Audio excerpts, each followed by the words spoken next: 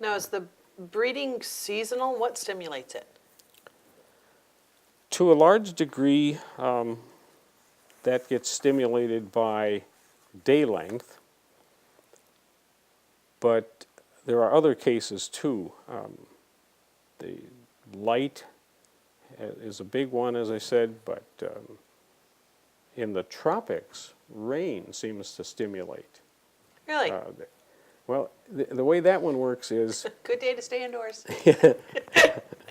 the rain falls, that begins to stimulate plant growth. The plants will mature and produce fruit or whatever, while the birds have been finding a mate, getting a territory, building a nest, laying eggs, incubating them. The young need food when they hatch, and that's about the same time the fruit or whatever is being produced.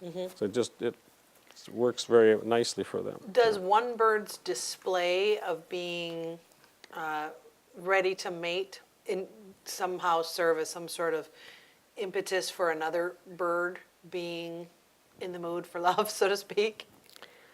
Talk Talk a little bit about the displays. It's a hormonal thing. The birds are like junior high kids, I like to say. They're just victims of their hormones. Okay. And they don't have a lot of choice.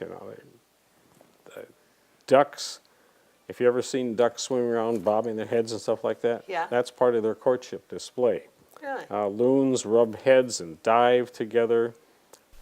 Some birds, like western grebes, have real elaborate displays, running on the water, diving together, and so on. They do a lot of those things. Okay. Some birds make their displays up in the air.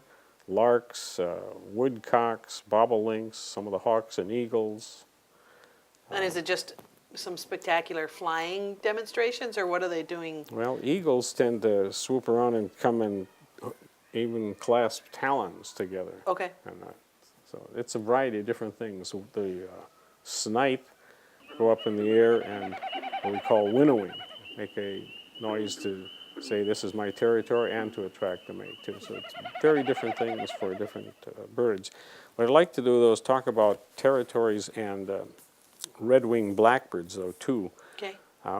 Red-winged blackbirds, the males come back in the first half of March as a rule, and there are no females around. All right. They don't come back for another 3 to 5 weeks. This gives the males time to get out in the marsh, sing a lot, but as someone has said, they're really swearing at each other. Okay. In other words, they're saying, this is mine, stay out of here. Okay. Females come back, they look around, and I'm sure the quality of the territory is a big part of the decision. The male plays a role though too.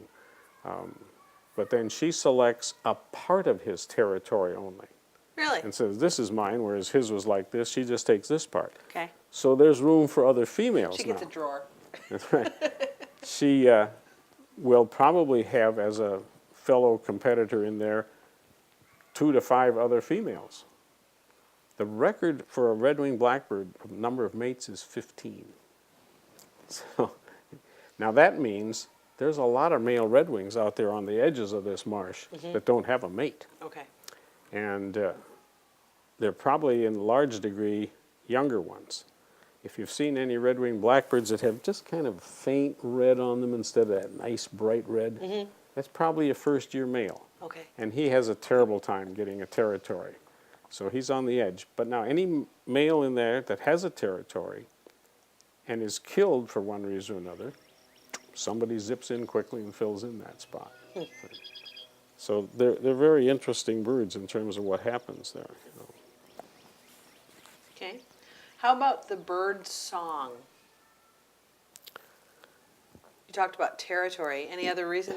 Well, it's attracting territory and attract a mate, but there's a lot of other communication too.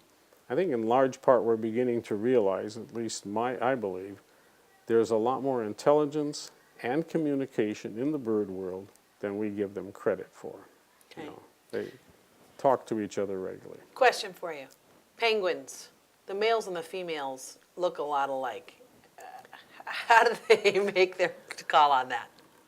I've heard that a male picks up a stone, thinks this is a female over here, and lays it down in front of him, and If he doesn't get attacked, it's probably a female. Okay. But I looked that up on the internet also, and I couldn't find that, so I'm not sure if that's an apocryphal story or not.